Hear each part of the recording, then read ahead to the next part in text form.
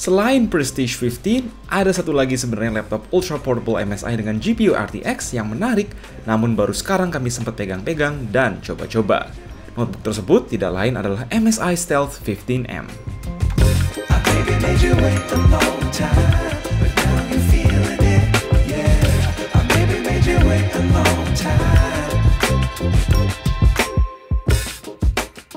Dengan meningkatnya popularitas laptop tipis performa tinggi sejak Intel Core generasi 11, MSI tentu nggak mau ketinggalan dengan mengupdate lineup MSI Stealth dengan sebuah solusi 15 inch yang nggak exactly sekencang seri GS, namun secara bobot dan ukuran tidak jauh beda dibanding Prestige 15.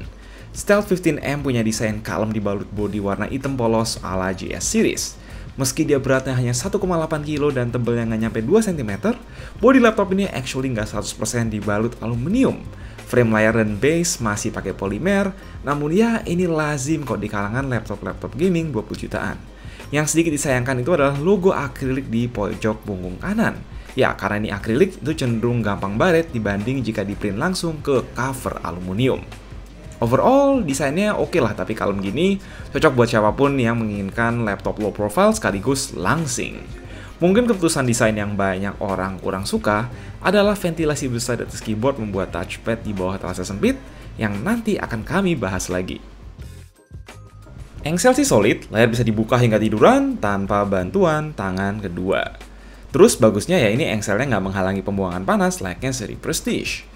Kualitas layar IPS level Full HD ya sorry to say standar, ya terang, refresh rate 144 Hz. Meski kami berharap resolusinya at least bisa QHD 100% sRGB gitu. Intinya buat ngedit-ngedit dan gaming mainstream ini tetap bisa lah, nggak terlalu membebani GPU juga kan. Webcam sih kualitas basic aja, sebatas resolusi 720p di atas monitor. Terus perlu diketahui bahwa Stealth 15M nggak punya fitur login biometrik sama sekali, baik itu fingerprint maupun Face ID. Konektivitas fisik mencakup dua port USB-C 3.2 Gen 2 yang salah satunya support DP, ya ini bukan Thunderbolt ya, dan nggak support USB charging juga. Ada satu USB-A 3.2 Gen 1 dan HDMI di samping port exhaust kanan. Lalu di kiri tinggal ada charging port, satu lagi USB-A 3.2 Gen 1, dan terakhir ada combo audio jack. Nah, yang agak menarik dari laptop ini adalah konfigurasi CPU dan GPU yang dipakai. Secara CPU dia pakai Intel Core i7 1280p 28W yang pakai 14 core 20 thread, yang biasa dipakai di laptop-laptop ultra portable, namun di pairing tidak dengan sembarang GeForce RTX 3050 atau MX. GPU discrete-nya adalah RTX 3060 75W yang mestinya capable buat jalanin game-game AAA sekalipun. RAM DDR4-nya terdiri dari dual channel 16GB yang biasa dia upgrade hingga 64GB, asalkan kalian mau ngelempas mobonya dulu sebab slot RAM-nya nggak bisa diakses dari sisi bawah. Ditemani pula satu slot M.2 NVMe Gen 4 yang udah keisi SSD Micron 1TB, walau speednya masih NVMe Gen 3. Kirain ini di sampingnya ada slot lagi, tapi ternyata bukan. Dengan body 15 inch, CPU sendiri mestinya tidak ada kendala ya. Kita lihat dari skor Cinebench yang sangat tinggi untuk standar i7 seri P, bahkan melebihi beberapa seri H.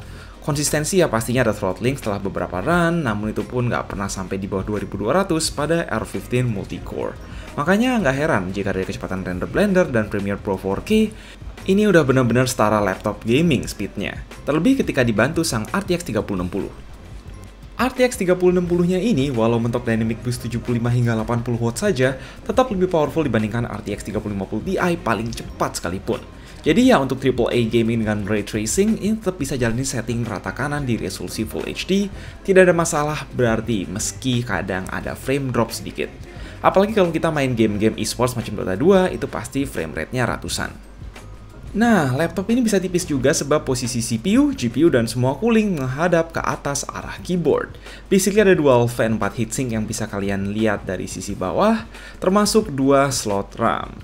Selama cooler boost aktif sih stress test bisa lolos ya. Dengan catatan suhu CPU bisa mentok banget, terus suhu keyboard udah jelas lebih panas dari rata-rata laptop gaming. Menurut kami ini MSI sudah mencoba ngasih solusi cooling yang seideal mungkin meski ada beberapa upgradabilitas dan kenyamanan yang dikesampingkan. Oke, hal yang sungguh mencengangkan dari keyboard 10 keyless pada laptop ini adalah backlit 3 tingkat yang sekilas gua kira RGB 3 zona terbagi antara keyboard huruf, angka, dan fungsi, dan yang ketiga kolom, delete, insert, page up, page down, dan tombol panah.